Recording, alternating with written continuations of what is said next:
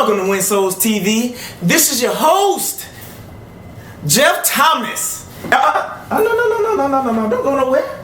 Sit down, buddy. Sit on down. Sit. Look at me. Speak. That's a good boy. So now, sit. Good boy. Give me some. Give me some, player. You know what I'm saying? Because if you know what I mean, you know what I'm saying? You feel it? You love me? You know what? He loves me. And I decided to let you guys into my family a little bit. So, my family, matter of fact, the Lord moved me out here 5 years ago so that He could take me from everything that I knew and He could mold me into the minister that He wanted me to become. But with that said, since I am not only a part of my blood family, but I have brothers and sisters out there in Christ, I decided to let you in on my other family. Just me and him at the house. This is my dog Reese, and I'm going to tell you the unique story or testimony of how he became my dog. So what happened was, the Lord had told me for about 2 years straight that I could not have a dog. And that really just ripped me apart. Because I love dogs, especially pit bulls.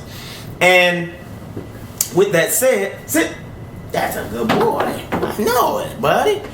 And especially pit bulls. And so because of that, what I would do was, I said, well, he said that I couldn't have one, but he didn't say I couldn't foster one, or he didn't say that I couldn't volunteer for one at the SPCA. So I went and I became a volunteer for about 2 years, and then I said, okay, well, I'm going to foster one that's having a rough time, and like I said, I'm kind of biased toward pit bulls, so I wanted to foster a pit bull, and this was last year.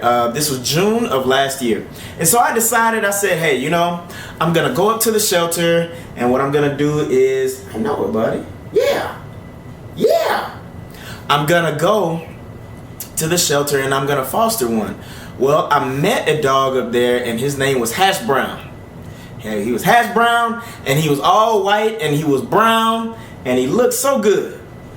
And he was about 2 years old, and you could see his ribs. He was hungry. He was hungry, and I just couldn't stand to see him like that. And so what I did was I said, you know what, I'm gonna foster this little guy back to health, and then, I'm gonna bring him back to the shelter, and hopefully somebody adopts him. Well, for those 2 years, I had also been looking at a lot of YouTube videos, and then I would practice the training techniques that they were doing in the videos on the dogs in the shelter when I would go to the shelter and just kind of help out around the shelter. And so when I go up there to go get Hash Brown, there was this lady that was fostering a mother and her 10 puppies. And I was there, and I was just gonna foster, but while I was up there and talking to the people up front, because everybody knew me up there, and she turned to me and she said, well, what kind of dog are you gonna foster? I said, a pit bull. And then she said, oh, well, I have a mother and her 10 puppies at my house, and I'm fostering them through this organization.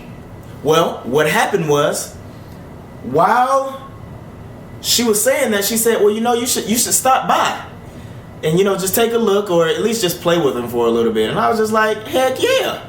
And so I went up there, and on the way there I prayed, because I remembered in the word, when Abraham had his son Isaac, he sent a servant out to go and look for a wife for Isaac, and the servant prayed to the Lord that to find that specific wife for Isaac. He prayed a very specific thing and asked the Lord for that woman to say those very specific words so that he would know exactly which woman should be his wife. And so I was like, well, if he did it for him, I know that he'll do it here. And so I just threw a little prayer up. I said, okay, Lord, well, I know for the past 2 years you've told me that I can't have a dog. I said, now you already know how I feel about it. I really want one, but if that's not in your will, then that's perfectly fine. I'll just continue volunteering at the SPCA. And I said, well, if I can have one, I said, I pray that you have somebody say these exact words. And I said, Lord, I ask that you have them say, you and that dog are a perfect match, in those exact words. And so that was while I was driving there, and I get there, and man, it was a whole backyard full of puppies. They had white ones, and they had like 4 all white ones, and the other 6 were all like brindle and white, just like Reese here. And I'm sitting there and I'm looking and I'm picking them up and I'm playing with them, and there was only one that I picked up that would lay on his back. And when he laid on his back, he just looked at me with his paws up, and I mean, it was just like we were just in the moment, you know. Well, I leave and I ended up taking a picture with him. And so I sent it to the lady that was fostering them, and she said, you know what? And I said, what's that? She said, you and that dog are a perfect match. And when she said that, I was like, oh my gosh, that's my dog right there. That's my dog. That's my dog. So I went up to the SPCA like the next day, went ahead and paid for him. Then I went back to her house and went ahead and picked him up.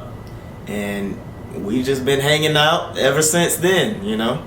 But I decided that I wanted to share that testimony because the Lord is with us, and you know, even the smallest of things, even the things that you think that most of us, because most of us aren't really concerned about, you know, things that we feel are so insignificant or so small, but He's involved in all of those things, and He wants to hear about those things, and He wants to be involved in all of those things. But you know, a lot of the times we don't involve Him because we just feel like it's just so insignificant. But I'm telling you, He wants to be there with you. And I'm talking about the Lord, you know, whether that's, you know, even in the smallest of things, bringing Him to work with you and having conversations with your mind about, you know, His thoughts about specific things that are going on at your job and at the grocery store, and even you know, small involvements and conversations and stuff that you have with people that you just met. But anyway, I wanted to share that testimony with you guys. You be blessed, and just remember that the Lord wants to be involved in everything in your life. Have a good one.